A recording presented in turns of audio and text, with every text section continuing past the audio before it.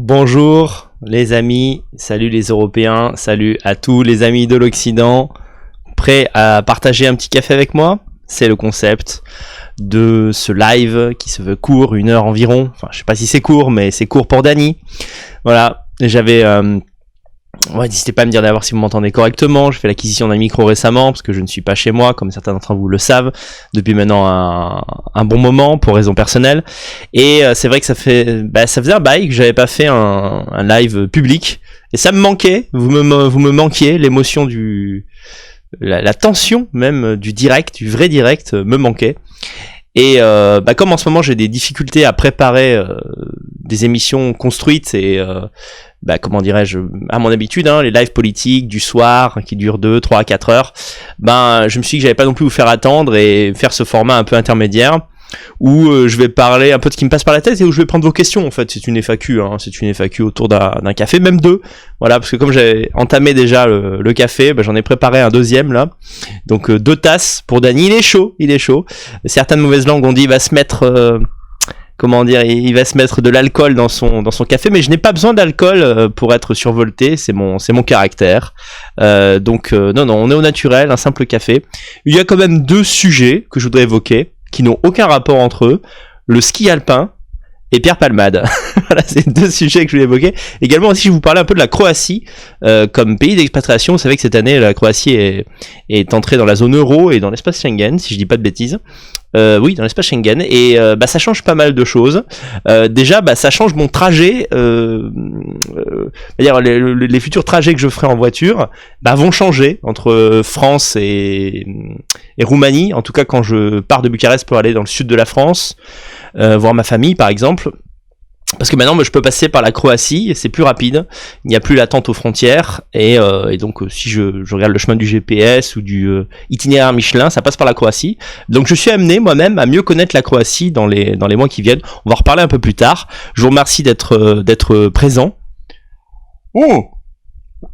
Quelqu'un a fait une bonne blague. T-Master et Antoine ont fait une bonne blague. Il y a un point commun entre Pierre Palmade et le ski, c'est la poudreuse. C'est pas faux. Cynique, mais vrai. Voilà. Point commun, poudreuse. Voilà, non, vous l'aviez chez vous. Vous vous souvenez, Julien Lepers qui est ça. Oh, vous l'aviez chez vous. Honnêtement, vous l'aviez. Ah.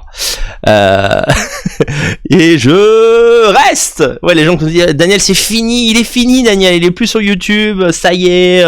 D'autres youtubeurs vont prendre le relais. Il a plus la niaque. Il a plus la même motivation qu'avant. C'est plus le même. Il a changé. Non. Je reste, comme disaient les candidats de questions pour un champion. C'est moi le champion du live, ok? Les autres, là, vous savez quoi? Je laisse les autres un peu se développer, voir si quelqu'un peut arriver à ma botte. Et puis quand je repartirai en mode live politique du soir, électrique, je reposerai mes couilles à nouveau sur le nez de la dissidence. Alors beaucoup m'ont dit... Ah oui, je voulais répondre à ça. Pas mal de gens m'ont dit, Daniel, t'avais promis une vidéo sur l'affaire Dieudo Soral. Alors Dieudonné qui fait ses excuses, qui présente ses excuses à la communauté juive, Soral qui on s'y attendait, le considère maintenant comme un traître. En fait, initialement, je voulais réagir le premier jour, vraiment quand Dieudonné a écrit sa lettre. Et puis, j'ai eu des circonstances de vie qui ont fait que j'ai dû partir de Roumanie. Mon père est en très mauvaise santé, il est vraiment dans une situation extrêmement difficile, et donc il fallait que je rentre. Alors ça a mis pas mal de vidéos que j'avais prévues en suspens, mais finalement c'est pas plus mal pour revenir à l'affaire Dieudonné, c'est pas plus mal puisque il y a eu des suites.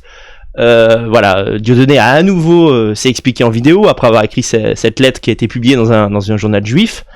Ensuite, Soral a répondu, Dieudonné a répondu à Soral a répondu à Dieudonné qui répondait à Soral. Donc bon, il y a un ping-pong un petit peu croustillant si on veut, et je suis quand même l'affaire. Je suis l'affaire. Dans les semaines qui viennent, j'en ferai un bilan. Alors, si je peux me permettre de vous exciter sur ce thème particulier, et pas du tout par antisémitisme, mais par cohérence, c'est parce que je connais les 2 personnages, je suis plutôt de l'avis de Soral.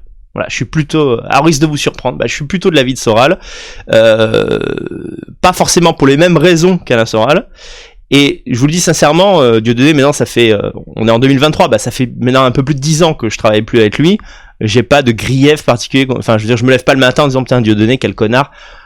Vraiment, je vous le dis, pour moi, c'est une autre vie, ça, c'est passé, et ça m'a quand même mis le pied à l'étrier, ça m'a appris plein de choses, ça a été une expérience positive globalement, donc je me mets même pas contre Dieudonné par une sorte de vengeance d'un ancien employé, etc. C'est que je trouve que les arguments de Soral sont plus convaincants, je pense qu'il a raison dans sa définition psychologique de ce qu'est Dieudonné. Voilà, ça me met pas du tout dans sa case. Et pour être franc avec vous, je pense que Soral est bien content maintenant de rester, je dirais, le dernier des antisémites affichés, parce que il pourra maintenant jouer ce rôle. Il y a que moi qui tiens face à tout le monde. Il va dire quelque part. Maintenant, Rissen a dit dans une émission sur Vive l'Europe. Je vous invite à regarder cette émission si vous ne l'avez pas vue. J'ai une autre chaîne, vous savez, il y a la chaîne d'Anne Quarsano, il y a la chaîne Vive l'Europe où je m'efface derrière les invités, où je fais des entretiens. Et Rissen a dit qu'il allait tourner la page des écrits, on va dire, contre les juifs, pour parler d'autre chose. Alors, je suppose que Soral va dire, bah, Rissen s'est couché, après être passé en prison, Dieudonné a présenté ses excuses, alors qu'il faut jamais le faire, etc. Il va être tout content, voilà, il va se glorifier lui-même, ah, génial, je suis le dernier des résistants. Ceci étant, il y a pas mal de choses qu'il a formulées, qui sont vraies sur le caractère de Dieudonné. Je vous en parlerai en temps voulu. C'est pas le sujet de ce petit café. Oui, il y aura une rediff. Hein, je laisse cette émission en rediff. Mais c'est marrant. Les gens me posent souvent cette question. La seule chose que j'ai pas laissé en rediff, c'est un concept que j'avais fait. C'était Dîner Express pour encourager les gens à s'abonner à mon contenu privé. J'avais simplement dit, bah les Dîners Express seront dispo en rediffusion uniquement pour les abonnés. Voilà, mais ça c'était il y a 2 ans. Hein. Depuis, je laisse toujours les lives en public. Hein. Sauf si par exemple je suis allé trop loin dans un live. Voilà, je me dis merde, je suis un peu inquiet pour ma chaîne, je le mets en privé. Mais c'est très rare. Voilà, c'est très rare. Je surveille un peu mon langage. Alors, on en reparlera de. Oui, Nico dit Soral Dieudonné, on s'en branle. Je suis d'accord avec toi, on s'en branle.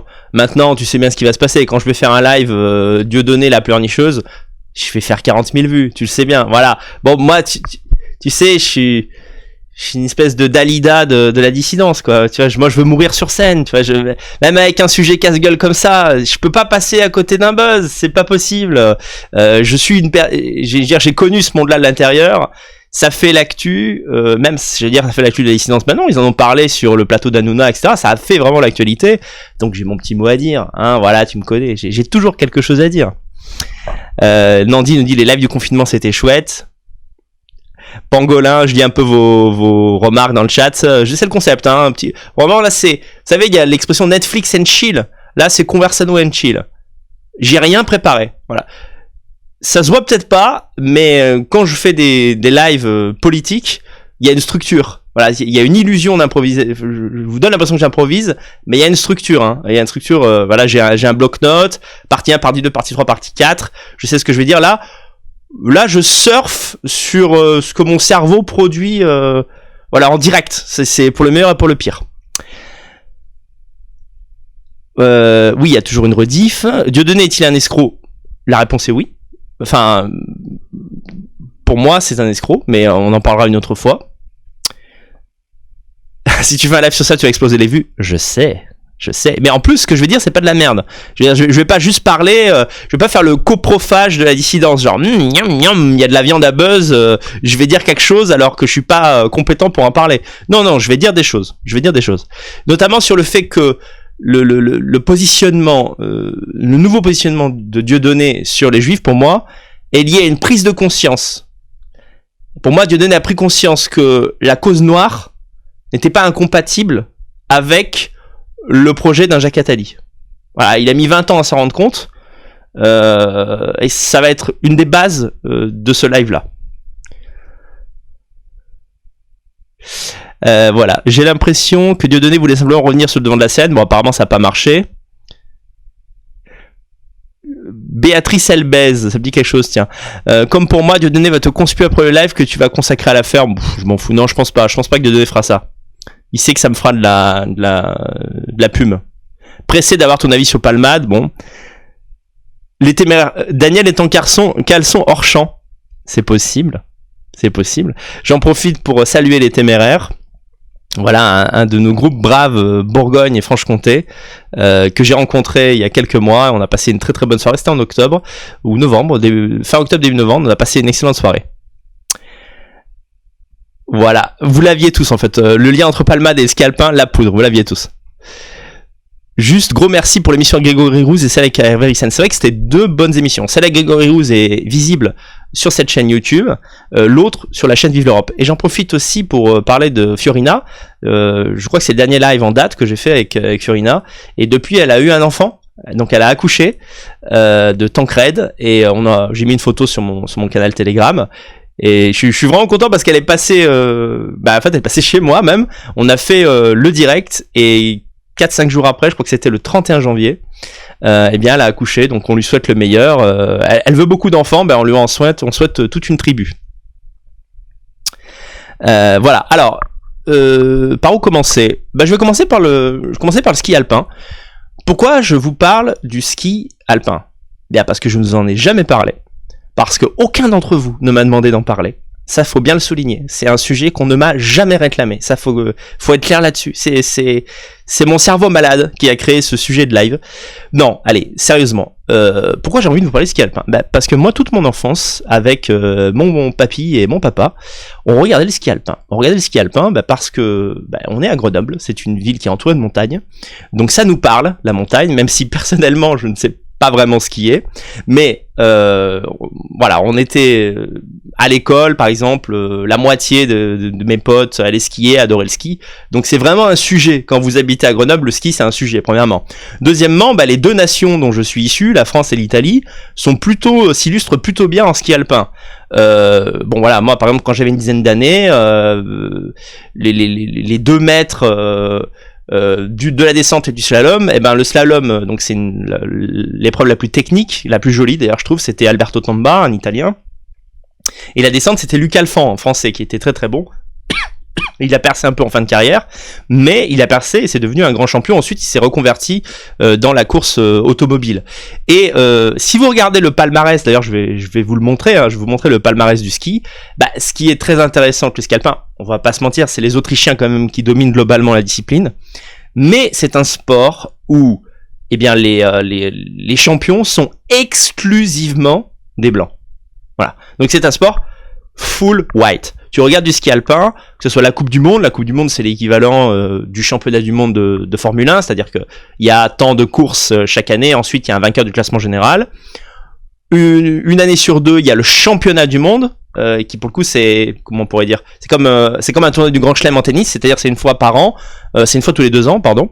Et au-dessus de ça, il y a encore les Jeux Olympiques tous les 4 ans, les Jeux Olympiques d'hiver, où il y a toutes les disciplines du ski alpin, à savoir descente, super G. Wesh gros, on est bien là? On est parti. Bon, si ça le refait, je mettrai le son de la caméra, c'est pas grave, c'est pas... Voilà, je reste à Pinturo. Donc Pinturo a gagné récemment, c'est pas la première fois d'ailleurs qu'il remporte une compétition importante. Et c'est remarquable à quel point les nations de ski sont à peu près toujours les mêmes à l'emporter. Hein. C'est-à-dire Autriche, Suisse, Italie, il y a des grands champions italiens, mais enfin c'est quand même, ils sont pas hyper réguliers. France, clairement il faut le dire. Norvège et de temps en temps Suède. Voilà. Puis t'as aussi des pays comme Croatie, Slovénie qui ont des champions parfois dans le domaine. Voilà. Odermatt, exceptionnel à 25 ans. Justement, on va lire un article à ce sujet. Regardez par exemple le palmarès des hommes. C'est remarquable. Regardez ça, c'est sur 20 ans. Alors là c'est le palmarès discipline par discipline. Tout à gauche vous avez la descente, ensuite super G, ensuite slalom géant et ensuite slalom. On voit depuis quelques années qu'il n'y a plus le combiné en Coupe du Monde parce qu'apparemment il y a de moins en moins de skieurs qui le pratiquent. Mais voilà, regardez, c'est les nations: Suisse, Autriche, Norvège. C'est marrant d'ailleurs parce qu'il y a un champion de Norvège actuellement, c'est Alexander Amott Kilde. Et moi quand je suivais plus jeune le ski, il y en avait un qui s'appelait Kjetil André Aamodt qui était très très bon, il était très polyvalent, il gagnait dans plein de disciplines. Alors évidemment il y avait Hermann Maier, jusqu'à ce qu'il ait son accident, il dominait tout.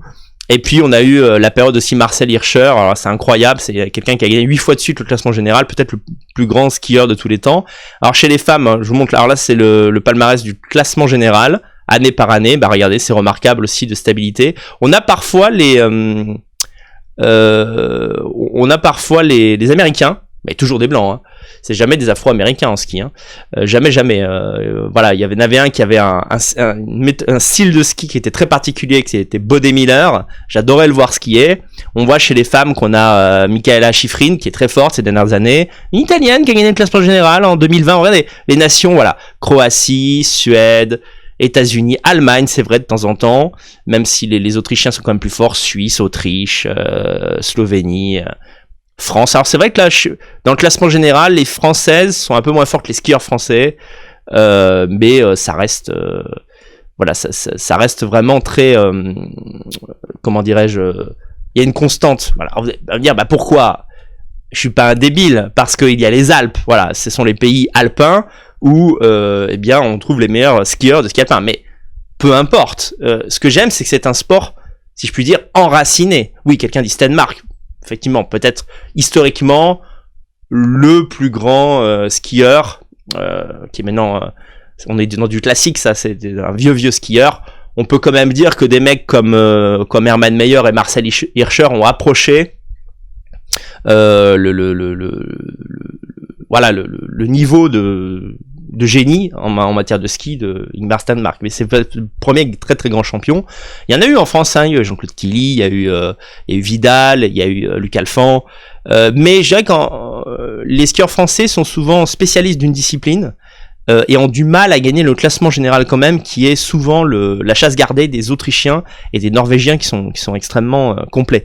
Donc peu importe les raisons, évidemment, c'est parce qu'il y a les pays où il n'y a pas de montagne, ou pas de montagnes assez hautes pour skier, je sais pas, comme l'Espagne ou le Portugal, vous n'allez pas avoir vraiment de champions, mais ça reste très agréable. C'est-à-dire que j'aime bien les côtés indépassables, c'est-à-dire que la nature est ce qu'elle est, et quand vous n'avez pas de grandes montagnes chez vous et pas d'infrastructure, parce qu'il y a des grandes montagnes par exemple en Amérique du Sud, mais il n'y a pas d'infrastructure, il n'y a pas de technique de ski, donc c'est vraiment un sport européen, et putain ça fait du bien. Voilà, ça fait du bien dans un sport, tu es projeté dans ton propre univers, tu as tes champions, tes légendes, et moi j'ai toujours Edgar Gros-Piron, mais alors c'était les boss Edgar Gros-Piron, c'est pas le ski alpin. Mais oui, effectivement, les Français sont très bons en snowboard également. Moi j'aime moins. Esthétiquement, j'aime moins regarder le snowboard. Il paraît que c'est très agréable à faire, mais j'aime moins. Alors, je vais vous lire un article en étant vigilant quand même à vos commentaires. Des fois que le son repart en couille une autre fois. Voilà. Donc là, mondiaux de ski. Victoire en géant de Marco Odermatt, le Roger Federer du ski. Je vais vous montrer une photo de ce garçon. Très jeune, il a 25 balais. Et il a l'avenir devant lui. Tiens, mon ordi qui s'excite. C'est vraiment mieux de faire un live avec un PC fixe, hein. Je suis désolé. La team PC portable, croyez-moi que quand vous faites des lives, vous préférez avoir ça, hein. Alors, donc ça c'est Marco Odermatt. Il a gagné en descente et en slalom géant le championnat du monde. 5 jours après son titre en descente, le Suisse est devenu champion du monde de slalom géant vendredi. Premier français, Alexis Pinturo, a terminé 7ème, mais il a gagné le combiné il y a quelques jours. Fidèle à l'excellence horlogère suisse, Marco Odermatt a une nouvelle fois fait preuve d'une fiabilité sans faille vendredi 17 février à Courchevel. 5 jours après leur en descente, le skieur helvète a été sacré champion du monde de slalom géant devant son compatriote Loïc Meillard et l'Autrichien Marco Schwarz. Premier français, Alexis Pinturo, a terminé 7ème de la course. Voilà. C'est encore une journée incroyable pour moi. La piste était difficile, mais comme toujours, j'ai essayé d'attaquer en seconde manche. On ne sait jamais ce que va faire le gars juste après vous, a commenté Marco Odermatt après course. Avant d'ajouter, je savais qu'il était possible pour moi de gagner plusieurs titres ici, mais entre les possibilités et la réalité, il y a une grande différence, donc 2 médailles d'or, c'est super cool. Ce titre me donne un petit peu moins d'émotion que celui de la descente, où j'avais réussi une course incroyable, ma plus belle. Alors que c'est pas un spécialiste de la descente, il a fait une descente parfaite qui a été reconnue par les spécialistes comme un chef-d'œuvre. Voilà. Le skieur du Nidwald, un canton en plein cœur de la Confédération helvétique, s'est joué des pièges de l'éclipse vendredi. Prudent lors de la première manche, parce qu'il y a 2 manches en slalom géant et en slalom, tout juste coupable d'une légère faute sur une piste verglacée très exigeante, Marco Odermatt a fait parler sa technique sur le second parcours, tracé en trombe et lumière par l'entraîneur suisse. En plus d'être efficace, son toucher de neige, tout en douceur et d'un esthétisme absolu. Odermatt, c'est le Federer du ski. Il arrive à faire des choses que les autres ne font pas. Il y a eu des machines par le passé dans notre sport, mais lui c'est un artiste, c'est un génie. Avait encensé le descendeur français Johan Claret après le masterclass du Suisse le 12 janvier lors de la descente des mondiaux. Odermatt avait décroché l'or, sa première victoire dans la discipline au moment des championnats du monde, ça c'est typique des grands champions, il gagne quand il faut, après une course proche du chef-d'œuvre. Difficile de donner tort au vétéran, 42 ans de l'équipe de France, vice-champion olympique à Pékin. Sa déception lors du Super G vite oubliée en première semaine. Marc Odermatt est venu chercher en Savoie avec ses 2 titres de champion du monde, ce qui manquait à son déjà immense palmarès. Voilà, donc j'essaye un peu de vous motiver à regarder le ski, parce que excusez-moi, je suis en double, parce que c'est un sport très technique, extrêmement beau, intégralement européen, c'est-à-dire les champions sont européens, mais même ceux qui le sont pas. Voilà, Dossard 42, c'est encore un européen. Et franchement, des sports comme ça, il en reste plus beaucoup. C'est vraiment un sport qui mérite plus de... Ah oui, c'est ce que je disais tout à l'heure quand le son avait été coupé. Il y a un truc qui est sympa aussi, c'est que vous n'êtes pas scotché toute l'année devant la télé quand vous regardez du ski. La saison dure grosso modo de octobre à fin mars, et encore il y a des trêves au moment de Noël et tout, donc c'est pas un truc qui est extrêmement chronophage à suivre en plus. Donc il y a pas mal d'arguments pour suivre. Évidemment, si vous aimez le sport à la télé, faut pas vous forcer, mais je trouve que c'est sous-coté. Voilà, le ski est sous-coté. En plus, les skieurs ont un physique complet. C'est vraiment de grands sportifs. Et autrefois, c'était un sport qui était pas hyper bien rémunéré. Maintenant, avec les sponsors et tout, bah, ils peuvent gagner pas mal d'argent. Après, il faut bien comprendre que souvent, ce sont des fils de Bourges quand même, qui font du ski parce que bah, leurs parents, ça va pas être une bourgeoisie ou une aristocratie à la Lesquin. C'est juste que c'est ce qu'on appelle nous les Bourges des montagnes, quoi. C'est-à-dire leurs parents sont propriétaires de la station de ski. Voilà, ils ont 40 chalets, 2 hôtels. Donc bon, vous faites pas de soucis pour eux. Même s'ils gagnent pas beaucoup d'argent pendant leur carrière, ils en ont. C'est pas leur motivation. Voilà, leur motivation, c'est vraiment la passion du ski. Et j'avais oublié de dire que les disciplines comme le Super G et surtout la descente sont vraiment dangereuses. Il arrive qu'il y ait des accidents graves, voilà, souvent c'est des jambes brisées, ce genre de choses. Le mec peut arrêter sa carrière. Et parfois, c'est rare, mais parfois des morts. Donc c'est vraiment spectaculaire. Il n'y a pas d'autre mot. On se souvient aussi que le grand champion de Formule 1, Michael Schumacher, a eu un accident, j'allais dire quasi mortel. Il est dans un état, on sait pas trop. Il est pas un légume, mais quelque chose comme ça. C'est quand même fou d'ailleurs. Moi, le destin de Michael Schumacher me hante. Je me dis, c'est un mec.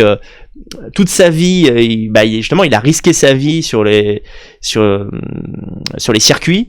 Alors, il était connu pour prendre énormément de risques pour faire gagner ses bagnoles, même quand elles étaient pas bonnes. Et puis finalement, il arrête sa carrière. Il a un bête accident de ski et il devient handicapé. Enfin, c'est la tristesse de la vie. Voilà. Le ski, c'est un truc d'élite, on me dit oui, mais chacun peut le regarder. Alors, pour être franc, depuis 2-3 ans, je ne regarde que par manque de temps. Puis le plaisir s'émousse avec les années. Je regarde pas toutes les épreuves de la Coupe du Monde. Je regarde les championnats du monde, je regarde les Jeux Olympiques, et j'ai toujours le même plaisir à redécouvrir les nouveaux champions, etc. Les têtes qui changent. Parfois les fils d'eux qui se mettent à skier, c'est intéressant. Mais autrefois, moi j'avais Eurosport quand j'étais petit et je regardais toujours le ski sur Eurosport. Maintenant, je crois que c'est diffusé peut-être toujours sur Eurosport, peut-être Canal+. Voilà, si vous aimez le sport et que vous en avez marre un peu de regarder toujours les mêmes sports, intéressez-vous au ski, vous n'allez pas être déçus.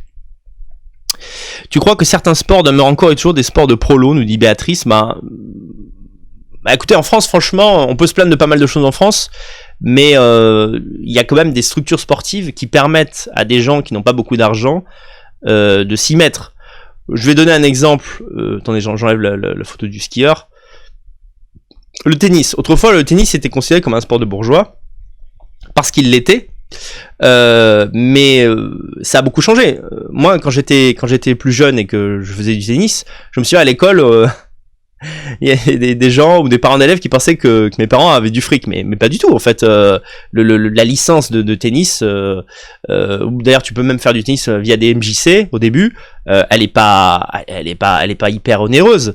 Tu peux tout à fait faire du tennis aujourd'hui. D'ailleurs, on voit même que, je sais pas, est-ce que Gaël, mon fils, ses parents étaient riches? Je crois pas. Et après, quand vous êtes repéré parce que vous êtes bon, vous avez bénéficié de bourses. Donc, je sais pas comment c'est dans d'autres pays. Peut-être qu'aux États-Unis, j'en sais rien, il faut du fric pour jouer au tennis. Mais aujourd'hui, c'est plus le cas en France. Bah quand même, moi je dirais le football. Le football, ça reste un sport de prolétaires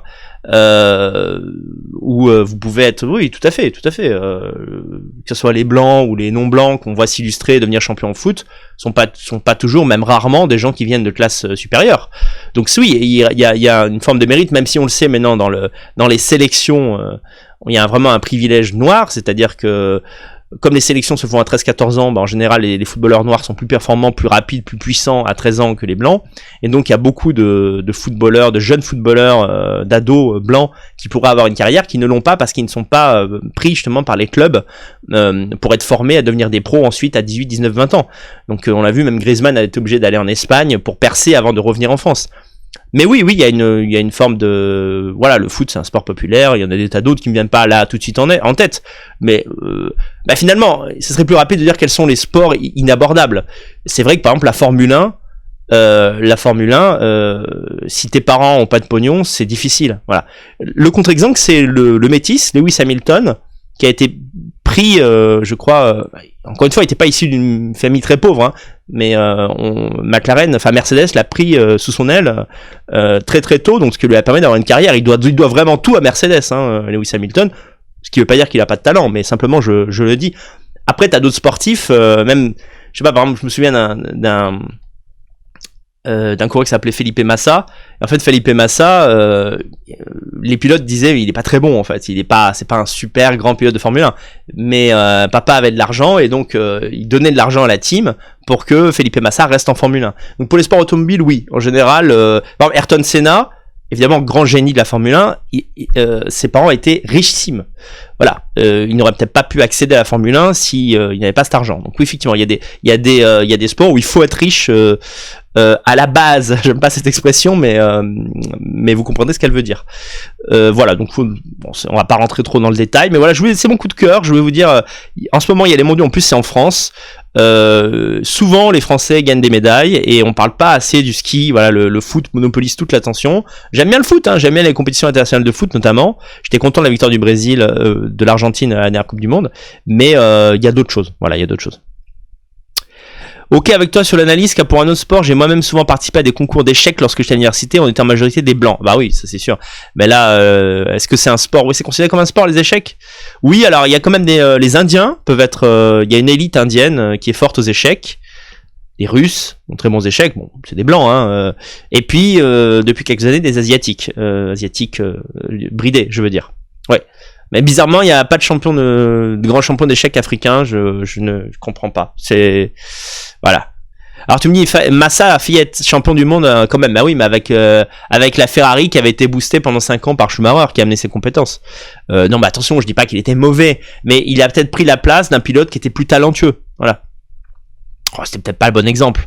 Voilà, il y a toujours des contre-exemples. Voilà, vous pouvez. De toute façon, quand vous avez un rêve en tête, vous pouvez aller jusqu'au bout. Mais oui, il y a des injustices en Formule 1. Il y a des gens qui restent dans des écuries performantes, alors que d'autres pilotes mériteraient d'avoir ces guidons, enfin d'avoir ces volants. C'est connu. Il y a des destins brisés.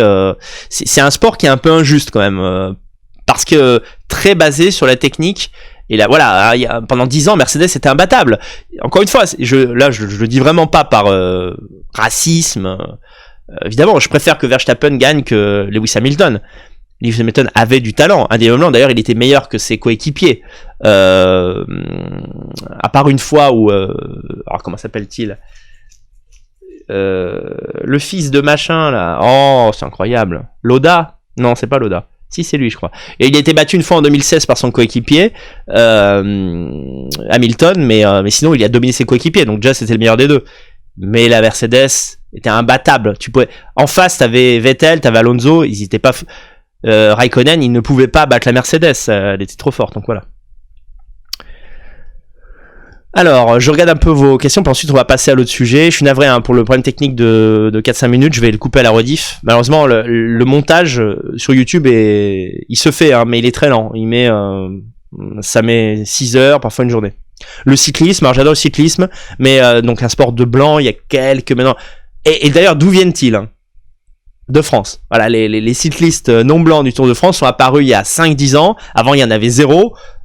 Qui à majuscule, qui amène des sportifs non blancs dans le cyclisme? la France, voilà, éventuellement la Belgique, des Noirs et des Arabes, qui s'embrouillent avec le peloton dès qu'ils arrivent, hein, à part ça, mais c'est la faute des autres, c'est la faute du racisme systémique. Mais enfin, globalement, le cyclisme reste un sport extrêmement blanc.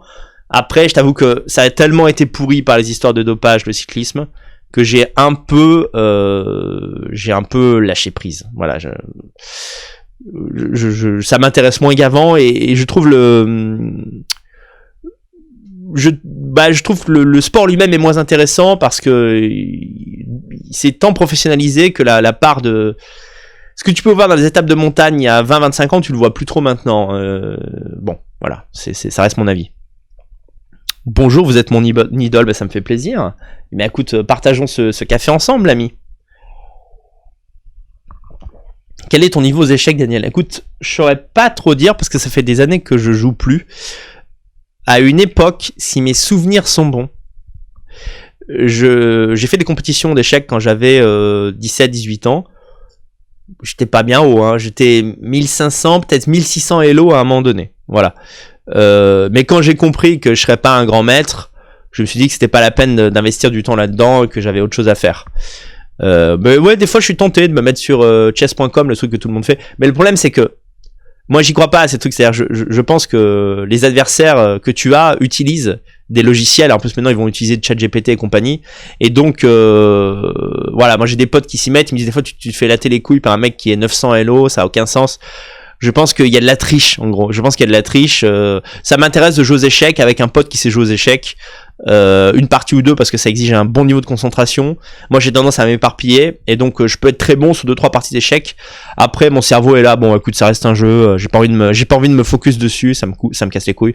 Mais oui, c'est un excellent jeu. Enfin, c'est le jeu. Alors certains vont dire ouais, le jeu de Go c'est mieux et tout. Peut-être, c'est clairement plus difficile à maîtriser, c'est très technique, il y a aucun problème. Mais moi j'ai une tendresse, voilà, j'ai une tendresse pour enfin un intérêt particulier pour les échecs, et c'est super. Oui, Odermatt, pas Odermatt, je l'ai dit j'ai germanisé de trop son nom, effectivement. Vous savez quelle était mon idole en ski quand j'étais plus jeune? Eh ben, je vais vous étonner.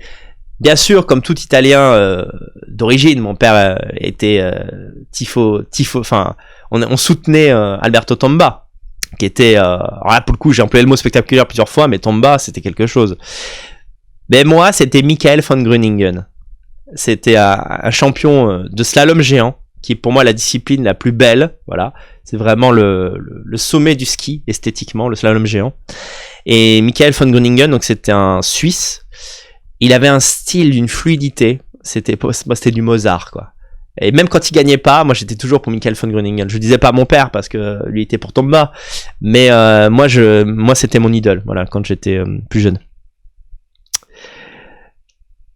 Es-tu sous chemsex, Daniel, ce matin? Bah ça va nous amener au sujet de Palmade. Avant cela, je voulais vous dire que, alors moi je suis un spectateur du ski, mais je suis très mauvais skieur, hein.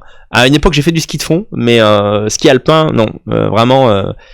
Mes parents m'ont pas mis dedans assez tôt, et après quand t'as 20 ans et que t'es pas non plus t'as pas un corps de sportif, t'as peur. En fait, t'as peur de te casser un truc, etc. Donc, je suis essentiellement un spectateur du ski alpin. Par contre, je suis très très bon pour aller à... J'ai raté ma blague parce que vous vous souvenez pas de la station. Bordel de merde, c'est juste là. Oh, mais c'est incroyable. C'est pas Chamonix, c'est plus près. Je suis très bon pour aller à Champs-Rousse et pour déguster de bonnes tartiflettes en regardant les gens skier. Ça, j'adore. Un petit café, une tartiflette, voilà, et regarder les familles de blancs skier. Et ben, ça, c'est mon truc. Effectivement, tomba la bomba. Voilà. Il y a des basic fit en Roumanie, il y a que ça. C'est la mode, je crois, dans tout le monde blanc, hein. Les gens font du sport, et c'est d'ailleurs pour ça que c'est plus difficile qu'à 10 ans, par exemple, de plaire facilement à une nana de 25 ans quand vous avez 35 piges en Europe de l'Est. C'est pas tellement la concurrence, c'est pas tellement que les meufs se sont occidentalisées ou quoi que ce soit, c'est que les mecs ont élevé le niveau. Eh oui, les mecs ont élevé le niveau. Aujourd'hui, t'as beaucoup de mecs de 25 ans qui ont des muscles, qui vont à la salle de sport, et donc ouais, les meufs, voilà, nous on est des hommes, on aime les beaux seins naturels et les culs bombés, en général, bon, pas à l'extrême, mais voilà, on aime les formes. une silhouette fine avec des formes au bon endroit pour les femmes, bah les femmes elles aiment les muscles, hein. On va pas se mentir, hein. Donc un mec qui a des muscles a plus d'arguments. C'est pas uniquement ça. Quelqu'un qui n'a pas de muscles mais qui est charismatique peut y arriver. Je veux dire, je parle de personne en particulier, mais voilà. Mais voilà, quand vous êtes, si vous voulez rester dans le game et que bah vous illustrez pas par un niveau de vie incroyable ou par un charisme ou par un humour spectaculaire, bah un physique c'est important. Donc oui, si vous inquiétez pas, si vous expatriez, que ce soit en Hongrie, en Pologne ou en Roumanie, vous avez des salles de sport et c'est extrêmement populaire, je dirais même de plus en plus. Ça, je dirais, c'est les bons côtés de la modernité. Les gens font plus attention à leur corps qu'avant, globalement. Hein. Aux États-Unis, je sais pas, il paraît que c'est un catastrophique, il y a je sais pas combien de millions d'obèses. Il y en a aussi, hein, il y a des gros aussi, on consomme trop de sucre, hein, globalement, moi le premier, mais il y a une culture du sport qui est intéressante et sur laquelle je ne crache pas. Personnellement, je n'aime pas les filles, physiquement, je n'aime pas les filles trop sportives. J'aime pas quand les muscles sont visibles chez une femme. Mais une femme peut tout à fait optimiser son corps pour que son corps reste féminin tout en étant musclé aux bons endroits. C'est un équilibre, voilà. Mais je trouve parfois que certaines femmes font trop de sport. Déjà, c'est incompatible avec une vie de couple et une vie de famille. Et puis, une femme n'a pas à être musclée comme un homme. Voilà. Bon, je suis parti loin, mais voilà.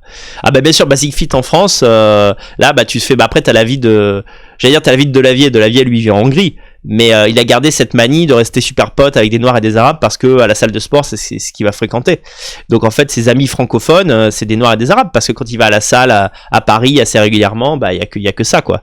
Mais rien ne vous empêche d'y aller. Vous savez, c'est comme la danse. Les gens me disent ouais, mais putain, qu'est-ce que tu veux faire avec les Africains? Ils font de la danse, les nanas aiment ça. Mais qu'est-ce qui t'en empêche? Qu'est-ce qui t'en empêche de prendre des cours de salsa? Les nanas adorent ça. Ouais. Franchement, tu te prends 1 ou 2 ans de cours de salsa.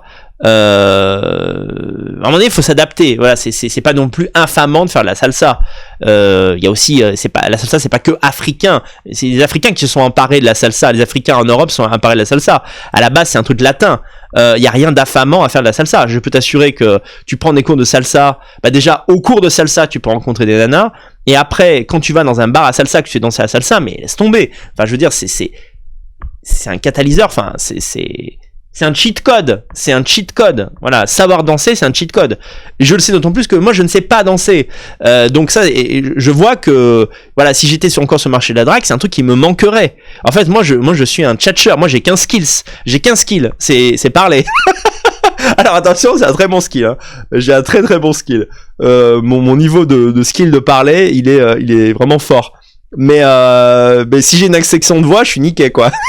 Je peux plus plaire, je suis foutu, je peux plus faire de vidéos, je peux plus draguer de meufs, je suis fichu, voilà, je suis fichu. Alors qu'est-ce que je disais, bordel? Petit instant promo. En description de la vidéo, vous avez, je crois que c'est le 4e lien. C'est un lien de don. Alors, je vais pas vous casser la tête avec ça, c'est pas vraiment, c'est le lien de don habituel pour les lives, simplement là vous pouvez l'utiliser pour accéder à une vidéo.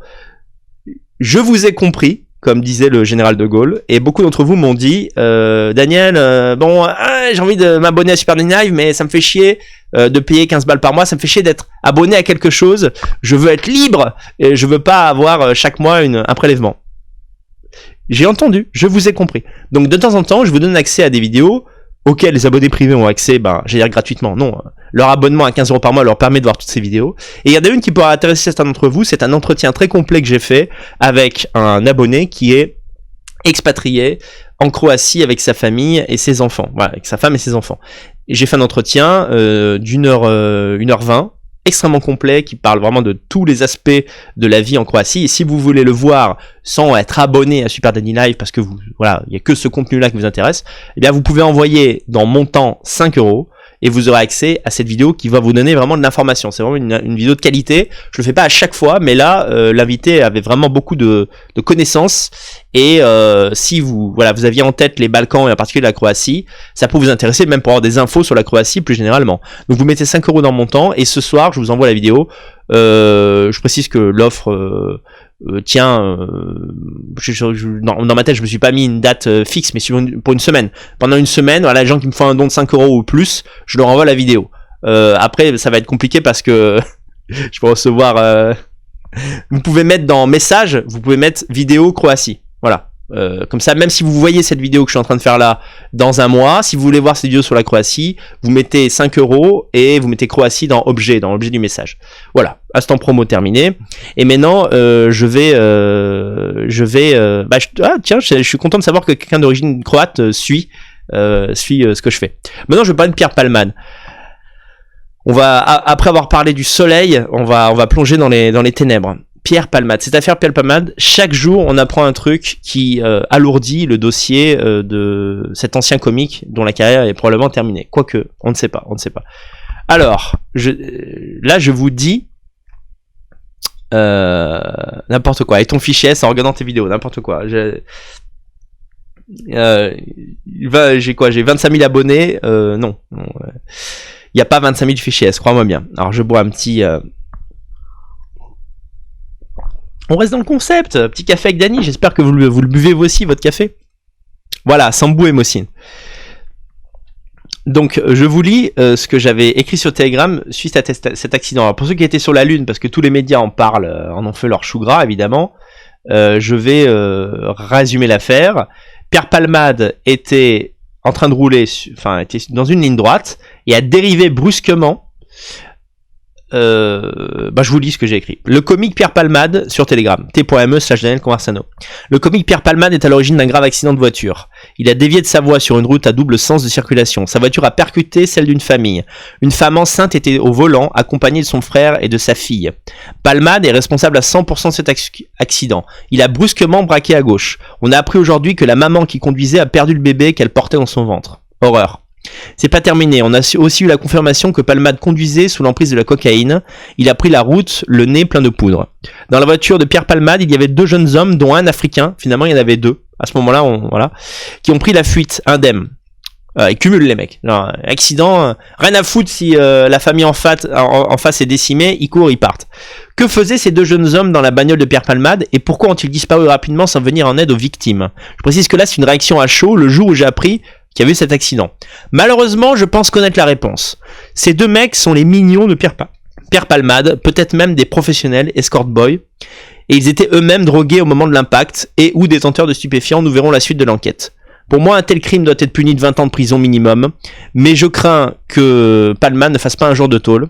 Il faut espérer que l'opinion publique soit dégoûtée par l'affaire au point d'en faire un scandale national.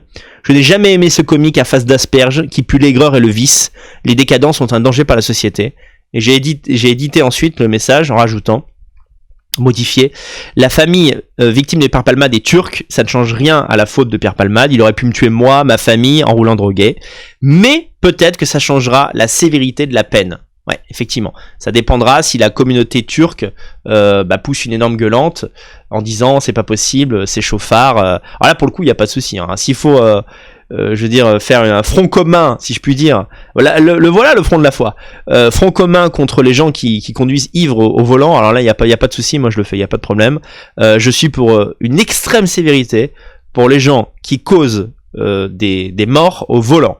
Et vraiment, je ne serais pas du tout choqué que Pierre Palmade ou quelqu'un qui commet ce genre d'acte, on dit homicide involontaire, bien sûr, évidemment, Pierre Palmade n'a pas voulu tuer cette famille, tuer le bébé, parce que le bébé est mort de la jeune femme qui conduisait, mais peu importe, prendre le volant drogué, c'est faire courir ce risque à la société et aux individus qui la composent, et c'est inacceptable, voilà, tout simplement. Alors ils étaient kurdes, pas turcs, bon. Peut-être qu'ils étaient de nationalité turque, je ne sais pas. Mais voilà, comme ce sont des étrangers, peut-être qu'il va pas s'en tirer à si bon compte. Voilà, encore une fois, ça va dépendre un peu du taux de révolte populaire. Alors je vais mettre la photo de Pierre Palmade à côté, comme ça on sait de qui je parle à la rediff. Est-ce que je l'ai d'ailleurs ici? Ouais, voilà, sa gueule de con. Qu'est-ce qu'il est moche d'ailleurs, enfin, faut quand même le dire, hein. C'est vraiment un mec... il souffre de ça, hein. Alors... ça, c'était une réaction à chaud, parce que je savais que Pierre Palmade, qui à une époque était avec Véronique Sanson, hein, pour ceux que ça intéresse, le people, oui, on va me dire il a fait 1 ou 2 bons sketchs, d'accord, mais bon, ça reste un comique, il va pas rester dans l'histoire de l'humanité, l'histoire de la France. Donc, il faut un peu d'humilité dans ce genre de cas. Serait-il Léonard de Vinci que ce ne serait pas forcément excusable, déjà, ce qu'il a fait? Mais ça reste un comique. Voilà, ça reste un comique. C'est pas le respect pour les comiques, c'est pas non plus. Voilà, il y a une hiérarchie quand même dans la société. Et en fait, ce que j'avais prédit, enfin ce que j'avais dit, et c'est avéré vrai. Une phrase de son livre est ressortie parce qu'il a écrit un livre autobiographique. Donc voilà, ça a été confirmé. Il roulait sous cocaïne. Et puis alors, tout s'est enchaîné. On a appris ensuite que la voiture qu'il conduisait n'était même pas assurée. Voilà. On a appris que oui, les mecs qui étaient avec lui étaient bien d'anciens gigolos. Voilà. Donc là, voilà. Et maintenant, il est sous bracelet électronique. Il a cette chance. Il n'est plus en prison. Il est sous surveillance, sous bracelet électronique. C'est-à-dire qu'il peut être libre jusqu'à son procès. Bon. Alors qu'il a quand même ruiné l'existence d'une famille. Hein. Alors voilà ce que Pierre Palmade écrivait dans un livre. Je pourrais peut-être le mettre à l'écran, mais bon, comme pour des raisons techniques, c'est chiant. Allez, je laisse la gueule de Pierre Palmade et je vous lis ça. Si vous voulez regarder sur Telegram, j'ai posté. Hein. Dans son livre « Dites à mon père que je suis célèbre », paru aux éditions HarperCollins, Pierre Palmade évoque avec sincérité son incroyable parcours. Ah, c'est vrai que c'est incroyable. Hein. Ses succès, mais aussi sa longue descente aux enfers provoquée par son addiction aux drogues. Rapidement, je vais prendre de la coke tous les soirs, toutes les nuits, écrit-il. La coke me permet tout simplement d'être homo, et de longues heures. L'acte est enfin satisfaisant. Heureux parfois, j'assume quoi. Sous cocaïne, je ne me pose pas la question de savoir si je suis homo ou pas. Grâce aux substances illicites, Pierre Palmade se désinhibe.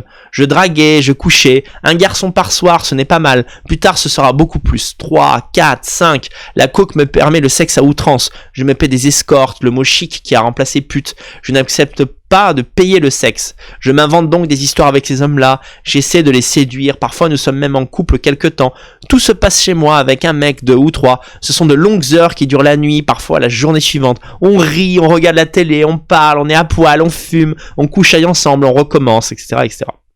Voilà, c'était l'aveu, je dirais avant le crime, c'était l'aveu de Pierre Palmade. Ensuite, on a appris, voilà, quelques heures après, les 2 jeunes hommes en fuite qui se trouvaient à bord du véhicule au volant duquel Pierre Palmade a provoqué un violent accident sont d'anciens escort boys, les individus logés chez le comédien depuis jeudi, sûrement contre de l'argent.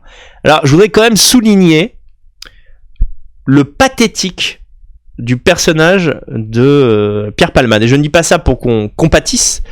Je dis c'est la minute de la haine. Là. On est dans la minute de la haine.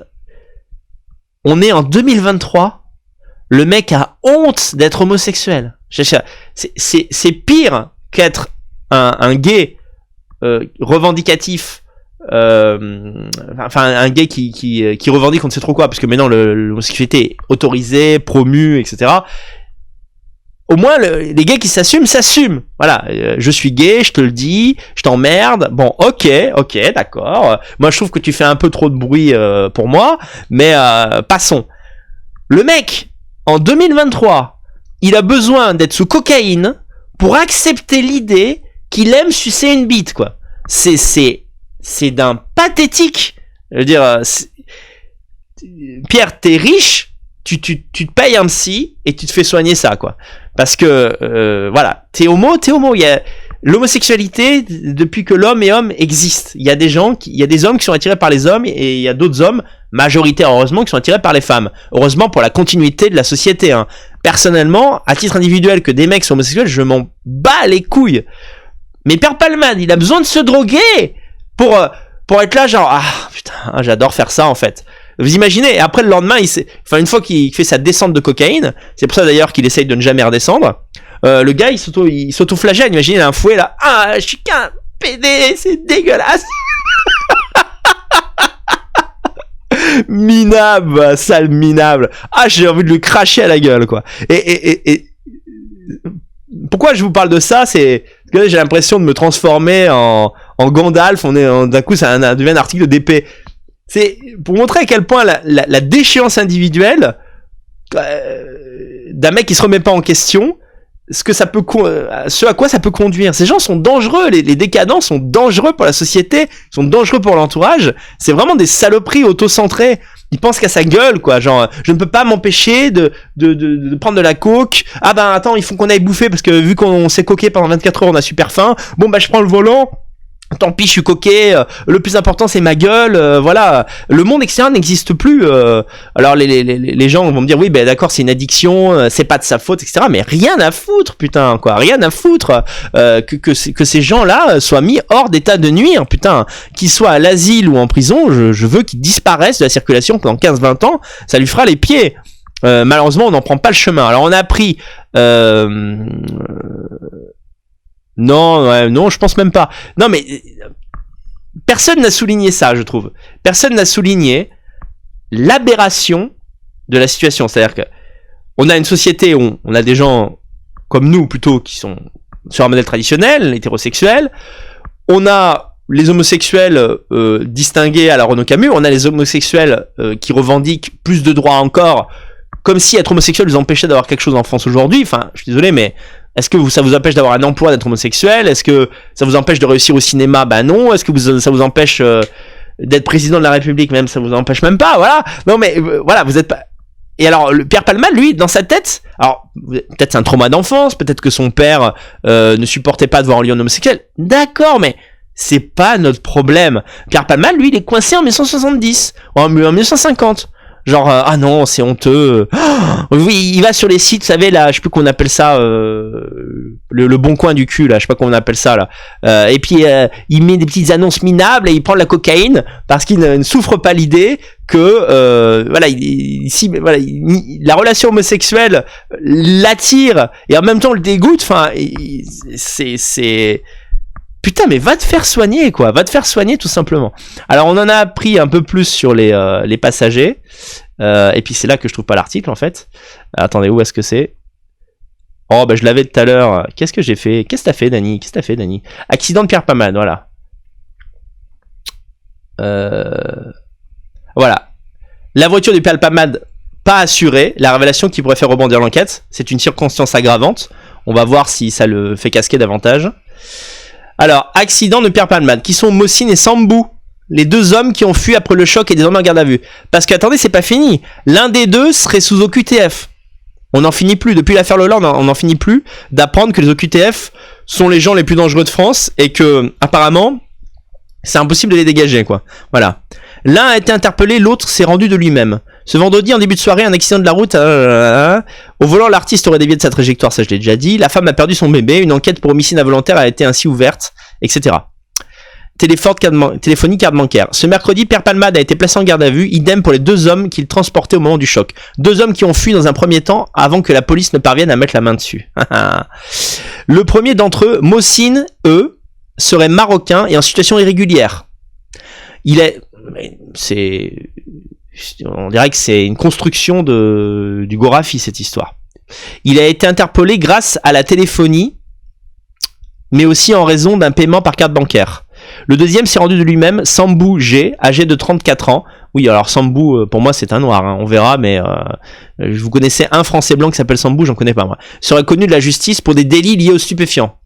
C'est pas seulement des escortes les mecs, en plus c'est des délinquants quoi. Fantastique, c'est Pierre Palmade, champion du monde. Extraordinaire. Qu'est-ce que je retiens de cette affaire? Bah simplement que le niveau de corruption morale des gens, pas tous, je voudrais pas être dans un mode les élites sont décadentes et nous on est scintillants, mais enfin depuis que je suis né, je vois Pierre Palmade à la télé, je le vois donner des leçons de gauchisme, je le vois donner des leçons sur tel et tel sujet, je le vois être présenté de façon positive dans des magazines et tout. C'est une merde, c'est vraiment l'anti-modèle total. C'est un comique qui a pu être drôle en début de carrière parce qu'il voilà, par son attitude, bah justement son côté un peu gay, pince sans rire, mais gay qui ne s'assume pas. Il y avait un côté, il y a 2-3 sketchs, voilà, on les connaît tous, le Scrabble, le sketch où, en fait, quand il est lui-même, quand il est à l'armée, il y a un sketch où il est drôle où en fait il explique qu'il est à l'armée, en fait il est pas du tout fait pour faire l'armée et donc c'est voilà, imaginez un type efféminé à l'armée, ce genre de truc, le sketch du choix, voilà, est-ce que tu préfères avoir des bras de 9 mètres ou avoir la grippe à vie? Il a fait quelques sketchs drôles et puis la célébrité lui montait à la tête et finalement il a vécu sa vie décadente à fond les ballons en utilisant tout son pognon pour se détruire et maintenant ça a un impact et ça a détruit la vie d'une autre famille. Ben moi je dis simplement que vous le savez, mais parfois dire les choses qu'on sait et avec lesquelles on est tous d'accord, bah ça fait du bien. Dans une société normale, ce mec-là prendrait 15 ans de tôle. Voilà. Aux États-Unis, quand Tyson a violé, je crois que c'était sa femme, mais il a pris de la prison ferme. Quand des célébrités commettent des meurtres ou des délits extrêmement importants, eh ben ils font 15, 20, 30 ans de tôle, parfois perpétuité, et ça choque personne. Et j'espère qu'il ne bénéficiera pas d'un passe-droit, parce que c'est vraiment, en fait, le signal envoyé à la société. Si des mecs comme ça s'en tirent avec une peine avec sursis, c'est abominable. Donc là, pour le coup, je suis pas du genre, vous savez, à hurler avec les loups, mais là, j'ai vraiment envie qu'ils prennent cher. Pas par, je l'aime pas hein, personnellement, mais c'est vraiment pas par ressentiment, c'est parce que c'est la justice, quoi. C'est la justice, c'est un crime odieux, c'est un manque de responsabilité infâme. Tout ça. Et puis alors, je ne sais plus qui exactement, mais il a été suggéré que quelque chose l'a fait dévier de sa route. C'est-à-dire qu'il avait peut-être même une relation sexuelle pendant qu'il roulait. Je vous fais pas un dessin. Mais c'est abominable, quoi. C'est abominable. Je voue Pierre Palmade à la Guienne, quoi. J'espère vraiment qu'il aura une mauvaise vie à partir de maintenant, parce que personnellement, je suis extrêmement choqué par cette histoire, et je pense que c'est la même chose pour vous, mes chers amis.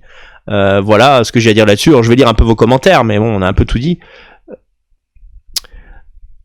Le pire, c'est qu'il y a plein de gens à le défendre. Ouais, bon, ouais, non, quand même. J'ai vu même sur BFM TV, j'ai vu des gens dire que il devrait prendre une peine exemplaire et que on peut pas tout se permettre parce qu'on est une star, quand même.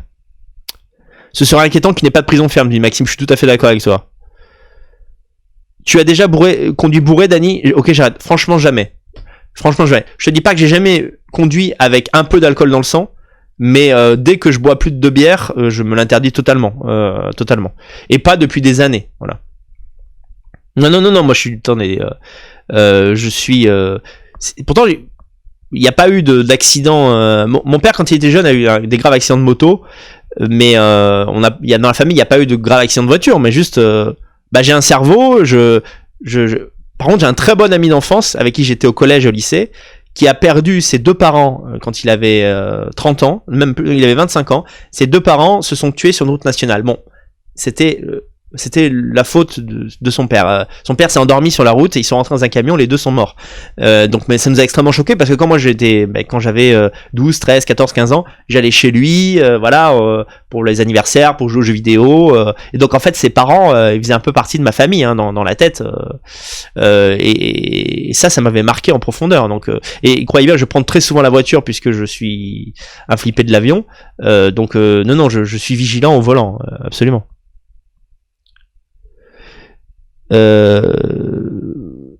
Voilà, alors du coup j'ai pas défini ce qu'était le chemsex.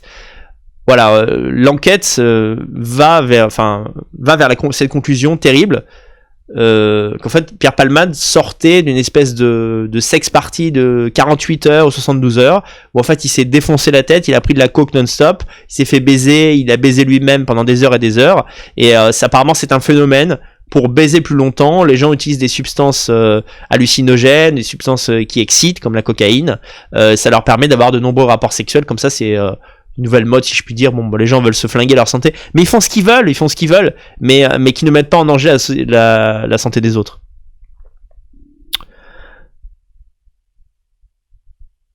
Oh, franchement, il y a des questions, vraiment, Diego. Des fois, je me demande si vous me suivez depuis longtemps. Daniel, tu penses quoi des Noirs chrétiens congolais, camerounais, et tu penses s'ils sont mieux acceptés par les Français et que les Maghrébins en France? Est-ce qu'ils font partie du grand remplacement? De fait, ils font partie du grand remplacement.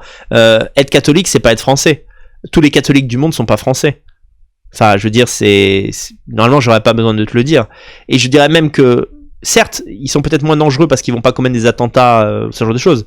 Mais en fait, si tu considères que ce n'est pas un remplacement de population de faire venir des Noirs chrétiens d'Afrique, et bien à ce moment-là, tu participes au métissage de la France et au remplacement des Français blancs par les Africains. Parce que des Africains catholiques, il y en a des milliards. Voilà.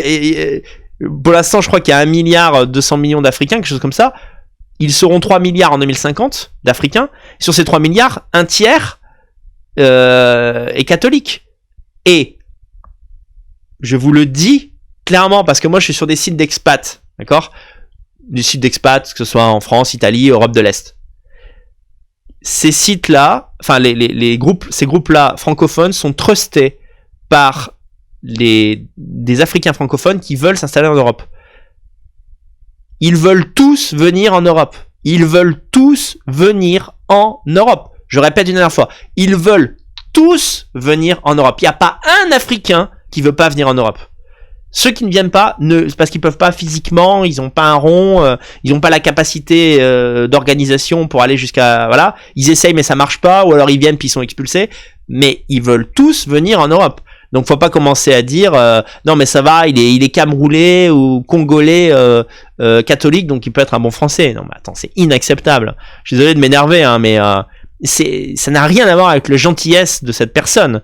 C'est impensable, c'est impensable. Du fait de la natalité européenne et de ce qu'est la natalité africaine, il y a aucun argument aujourd'hui pour que des Africains s'installent en Europe. Il y en a aucun. Pour les Européens, c'est 100% négatif. 100% négatif. Si, et effectivement, il y a besoin d'un certain secteur d'immigration étrangère parce qu'il n'y a pas assez de locaux pour le faire, alors il faut les chercher ailleurs. Des pays qui enverront des ressortissants qui feront pas 5-6 enfants par femme en Europe. Voilà. Ou qui viennent simplement de pays qui sont moins peuplés et qui sont pas un danger pour l'équilibre ethno-culturel de l'Europe. Il faut fermer l'Europe à l'Afrique. Voilà, faites-en des slogans, faites-en des t-shirts. Il faut fermer l'Europe à l'Afrique. Il n'y a pas de oui mais il est chrétien, il n'y a pas de oui mais il est gentil, il n'y a pas de oui mais lui il sait résoudre un Rubik's Cube. Je m'en fous. Nous aussi on sait résoudre des Rubik's Cube, d'accord? Il y a toujours ce côté où quand un Africain va faire un truc qui est banal pour un Européen, on va être là, mais vous voyez, les racistes, hein. Le mec il sait faire un Rubik's Cube. Non, sérieux? Des potes qui, moi j'ai des potes au RSA, ils savent faire des Rubik's Cube, hein. C'est les mecs, en fait, c'est l'intelligence moyenne, hein. En Europe, c'est faire un Rubik's Cube, tu vois. Et le mec qui est très très fort, il sait le faire en 15 secondes, tu vois. Mais pour nous, c'est banal, hein. Tu vois, chaque fois, vous savez qu'il y a un prix Goncourt et tout qui est donné à un Africain, tu lis le livre et t'es là, ouais, c'est un livre, quoi. Ouais, il y a sujet, verbe, complément, ouais, ok, bravo, tu veux une médaille, tu l'as déjà eu, voilà, t'as eu le prix Goncourt, extraordinaire. Mais ça c'est ce que je disais dans ma vidéo là sur le racisme en Pologne. Voilà, dès que t'as un Africain qui se comporte bien, les gens sont là, vous voyez, elle est raciste, hein, et toc. Non, c'est vrai, c'est génial. Le mec il est poli, il a pas craché sur quelqu'un, il a tué personne. Donc il faut quoi? Il faut lui donner une médaille en chocolat, mais il peut faire la même chose à Yaoundé en fait, et puis c'est tout. Non mais franchement. Pierre Palmade was successful because was gay and a drug addict, etc., etc. Pourquoi tu me parles en anglais, toi? Danny au top. Il faut même remigrer et inverser les flux. Tout ce qui compte, c'est le sang. Le christianisme n'est pas plus important que la race blanche. Bah, évidemment. Mais on n'en est même pas... Attendez, il y a trop de soleil, là. On n'en est même pas à inverser les flux, là. On en est à... oh là là, j'ai fait 1h30 d'émission, là. On avait dit 1 heure. Je vais m'arrêter. Oui, voilà. Non, mais je réponds à la question du monsieur. Je réponds à la question de Diego.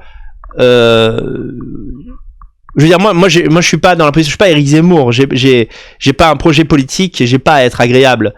Cette question est désagréable parce qu'elle sous-entend que il y aurait un prétexte à l'installation d'Africains en Europe. Il n'y en a pas. Il y a déjà trop d'Africains en France.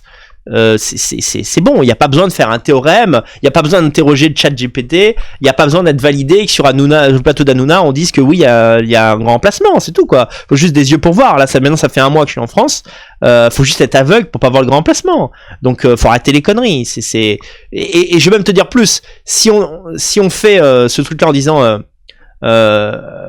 bien sûr, à choisir. Si tu me disais, on doit avoir absolument 2 millions d'immigrés sur 5 ans. Est-ce que tu veux qu'ils soient chrétiens ou musulmans? Bon, je préférerais qu'ils soient chrétiens.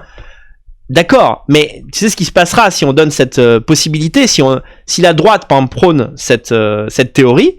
Déjà, ça réduit l'identité française à la religion catholique. C'est n'importe quoi. Il y a des dizaines et des dizaines de pays catholiques qui sont pas la France. Voilà, être français, c'est être blanc, être catholique, être de tradition catholique et être de culture française, voilà, élevé par au moins un des parents français. C'est pas juste être catholique. Alors tous les Polonais sont français alors, Ça n'a pas de sens. On n'offre pas le diplôme de francité à un mec d'Europe de l'Est qui est juste catholique. Bon, pourquoi on le ferait avec un Africain? Mais c'est même pas ça. C'est que quand les Africains auront compris ça, eh ben, ils vont tous se revendiquer catholiques. Je dirais même plus, ils vont se convertir simplement pour aller en Europe. Ils sont prêts à tout pour aller en Europe. Tu leur dis que l'Europe devient bouddhiste, ils deviennent bouddhistes. Ils comprennent pas ce que ça veut dire, mais ils vont le faire. Donc faut arrêter les conneries. C'est bon. C'est insupportable d'entendre des choses comme ça. Le sous-entendu est insupportable. Je veux dire, c'est notre continent, on veut rester majoritaire sur notre continent, c'est tout. Et ça veut dire quoi notre continent? Européen, tu vois? Bah voilà, européen, des bruns, des blonds, des rouquins, des roux, voilà, des rousses. Et puis voilà, quoi, c'est tout, c'est insupportable. Je prends un café puis je m'énerve finalement, quoi. Alors, bah écoutez, voilà, je vous remercie d'avoir partagé ce café avec moi, que c'est mal fini. Voilà, donc c'est une période très difficile pour moi. Bah, je termine simplement en concluant pour dire, ne croyez pas qu'en ce moment je me branle les couilles. Voilà, bah vous savez, les gens quand ils ont un malade dans la famille, ils sont un peu évasifs. Enfin, ils disent pas exactement ce qui se passe. Bon, moi je suis pas comme ça. Vous savez, ils disent oui, j'ai quelqu'un dans ma famille qui a une longue maladie. Il y a pas de raison de cacher les choses. Mon père a un cancer du poumon. Voilà, mon père a un cancer du poumon. Il a le cancer, le carcinome du fumeur classique. Depuis des années, déjà, il est insuffisant respiratoire. En fait, 100% des problèmes de santé de mon père sont liés à la cigarette. Je le dis, hein. Les fumeurs qui m'écoutent, vous en faites ce que vous voulez. Hein. Mais mon père, donc, s'est mis à la cigarette assez tard, à peu près à mon âge, 30-35 ans. Mais par contre, après, il s'est bien rattrapé. Il a fumé jusqu'à il y a 2 ans, en fait. Et donc, il a développé une insuffisance respiratoire qui est devenue lourde. Donc l'assurance respiratoire, elle a 10-15 ans, elle est devenue lourde depuis 5 ans. C'est-à-dire que mon père est constamment sous oxygène, sinon il mourrait. Hein. Bah merci la science déjà. S'il n'y avait pas cette possibilité d'avoir de l'oxygène constamment à la maison, hein, mais en fait mon père serait mort il y a 10 ans. Et malheureusement, c'est logique, mais les gens qui ont une BPCO, donc un syndrome d'insuffisance respiratoire, ont tendance à développer encore plus que les autres des cancers du poumon, surtout quand ils ont été fumeurs longtemps. Donc, vous savez, ce qui est terrible, c'est que ce scénario, les médecins nous l'ont écrit à l'avance. Je me souviens très bien d'un rendez-vous médical où j'étais allé avec mon père parce que je sais plus, je l'accompagnais à ce moment-là. Ça devait être en 2006-2007. Le pneumologue lui a dit, Monsieur Conversano, dans 5-10 ans, vous allez être sous oxygène et dans 15 ans, vous allez développer un cancer. Voilà. Il l'a écrit, le scénario, il l'a écrit. Mon père, il a pris l'info, il se l'est foutu dans le cul, quoi. Et 15 ans après, on se retrouve cancer du poumon avec insuffisance respiratoire, catastrophe. Souffrance énorme, je vous en parle même pas. Donc c'est extrêmement une période très très dure à vivre pour moi. Je n'aurais pas cru que ce soit aussi douloureux. Et voilà, donc je sais pas exactement. Voilà, on essaie de se battre pour prolonger sa vie dans les meilleures conditions. C'est pas évident. Donc c'est dans les 2, 3, 4, 5 mois qui viennent, bah voilà, je ferai des vidéos quand je peux et quand j'en ai la force mentale. Je suis tous les jours à l'hôpital. Là, il va peut-être falloir que je rentre en Roumanie pour des raisons. J'ai un impératif en Roumanie, mais ensuite je vais revenir en France. La journée, je suis à l'hosto parce que je vais le voir tous les jours. Et c'est que le soir, je suis complètement vidé de mon énergie. Donc, c'est pas que je suis pas dispo le soir. C'est que, en fait, le soir, je dors. Voilà, ça me vide complètement. Mais voilà, maintenant, au moins, vous savez, c'est clair. C'est un cancer du poumon, très grave, très important, très gros, sans métastase pour l'instant. Et on en chie, quoi. Voilà, on en chie, mais voilà, j'insiste pas non plus parce que c'est banal aussi. Beaucoup d'entre vous ont eu dans la famille des cancers. Une personne sur 2 a le cancer. Alors attention, avoir le cancer, ça veut pas dire mourir, hein, mais systématiquement, les gens qui sont en train de traverser cette épreuve, je leur souhaite bien du courage. Quand vous êtes jeune et vigoureux, avec un bon traitement occidental, voilà, vous pouvez vous en sortir. Maintenant, voilà, la difficulté avec mon père, c'est que comme il a une insuffisance respiratoire lourde, les traitements oncologiques classiques sont pas possibles pour lui. Donc voilà, je vous fais pas un dessin. Voilà. Merci à tous pour vos mots d'encouragement. Je vous lis un peu. Tchenka me dit désolé, c'est triste, courage à vous. Merci. En plus, c'est le même cancer que Guillaume Fay. Hein. Courage Daniel. Il a quel âge le papa? Quel âge a mon père? Bah c'est facile, il est né en 50. Il a 73 ans. On a fêté son anniversaire il y a pas longtemps. Il n'est pas si vieux. Mia, salut, ça me fait plaisir. Bah Mia, bah, bon courage pour ta deuxième grossesse, voilà. Soutien et courage à toi Daniel, à ta famille. Voilà. Courage Dani, nous dit Célène. H, poser la question, c'est déjà y répondre. Là, on est plus dans l'idée de faire tenir le plus longtemps possible dans des conditions dignes que de parler de guérison. C'est déjà sur un sujet qui est quelqu'un qui n'aurait pas d'insuffisance respiratoire, le pronostic du cancer de poumon est sombre. C'est 15% de survie sur 5 ans. Si on me disait que mon père pouvait survivre 5 ans, là je signe tout de suite. Hein. On n'en est pas là du tout malheureusement. Courage à toi Dani, force à toi, merci Bruno. De plus en plus de cancers féminines. Alors peut-être oui, non mais on dit que par rapport à l'alimentation a une grande influence sur la manière de se développer des cancers. Il y a plus de cancers aujourd'hui qu'il y a 50 ans, il faudrait voir les stats. Peut-être, je dis pas non, mais mon père c'est 100% la clope. Hein. C'est 100% la clope. Tu vois, il aurait eu un cancer d'ailleurs, je t'aurais dit tiens d'où ça vient et tout. Il y a des cancers dont on ne connaît pas l'origine. Par exemple, on ne sait pas comment et pourquoi naissent les cancers du cerveau. On ne sait pas. Les glioblastomes, on ne sait pas d'où ça vient. En plus, c'est très redoutable. On ne sait pas. On ne sait pas comment s'en prémunir parce qu'on ne sait pas ce qu'il cause. Le cancer du poumon, il y a un petit terrain génétique. Je crois que c'est 10% des cancers du poumon, mais sinon c'est la clope. Hein. Vous fumez pas, vous n'avez pas le cancer du poumon hein, dans la plupart des cas. Donc clairement, malheureusement, il est allé le chercher, hein, son cancer. Hein. Il est vraiment allé le chercher parce que même quand il était sous oxygène, il continuait de fumer. Ça reste mon papa, je l'aime, hein, mais je lui en veux aussi. Hein. Je me dis voilà, si dans 10 ans il voit pas mes enfants ados, c'est parce qu'il a merdé quoi. Ça fait chier. Courage dans cette épreuve, nous dit Torpille, merci. Tu peux être fier de jouer pleinement ton rôle de fils face à l'adversité. J'y suis passé aussi, nous dit Bardamu. Bah écoute, ça me paraît normal. Courage Daniel, prends tout le temps qu'il faudra, nous dit Piotr. Oui, mais oubliez-moi pas. C'est ça que je vous demande. Ne m'oubliez pas, c'est tout ce que je vous dis. Je suis toujours là. Hein. C'est juste qu'il est plus difficile pour moi de faire des vidéos. Ivan, ma mère a eu un cancer du sein car elle fumait depuis 16 ans, elle s'en est sortie. Oui. Bah oui, ça peut. Non, mais on a encore un espoir. Hein. Tant qu'il y a de la vie, il y a de l'espoir. Hein. Courage pour ton père, mon début expat. Bon, merci à tous hein, pour vos encouragements, Acropole. Diego me dit je vais jeter ma cigarette tout de suite. Bah c'est la meilleure décision que tu vas prendre de ta vie.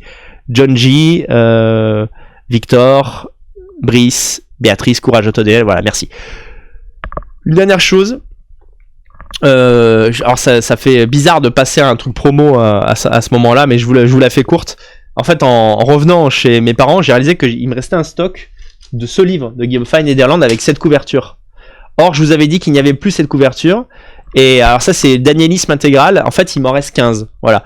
Donc si vous souhaitez avoir le roman Nederland avec cette couverture, alors j'en garde 2 pour moi quand même, pour le souvenir, mais voilà, l'autre couverture est plus classique, il y a juste marqué Nederland, donc si vous souhaitez avoir cette couverture là, il m'en reste 15, j'ai mis un lien de commande, c'est le dernier livre que j'ai édité de Guillaume Fay. Là je suis en phase, en discussion avec l'ayant droit, pour éditer un recueil de nouvelles de Guillaume Fay. C'est pas sûr, mais c'est en discussion, et ça dépend aussi du nombre de ventes de Nederland. Donc si vous n'avez pas plongé dans cet univers, c'est l'occasion, et surtout si vous voulez, en fait je me suis permis de le dire, c'est si vous voulez exactement cette couverture là.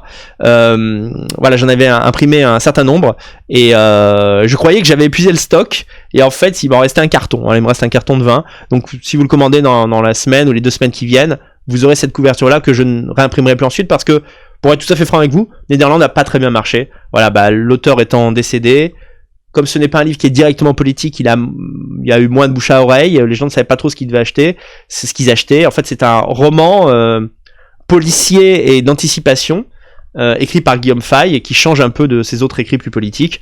Donc si vous avez la curiosité de le lire, que ce soit pour soutenir mon travail éditorial, pour avoir cette jolie couverture qui fait un peu, sonne un peu film d'horreur, vous savez ce qu'il vous reste à faire.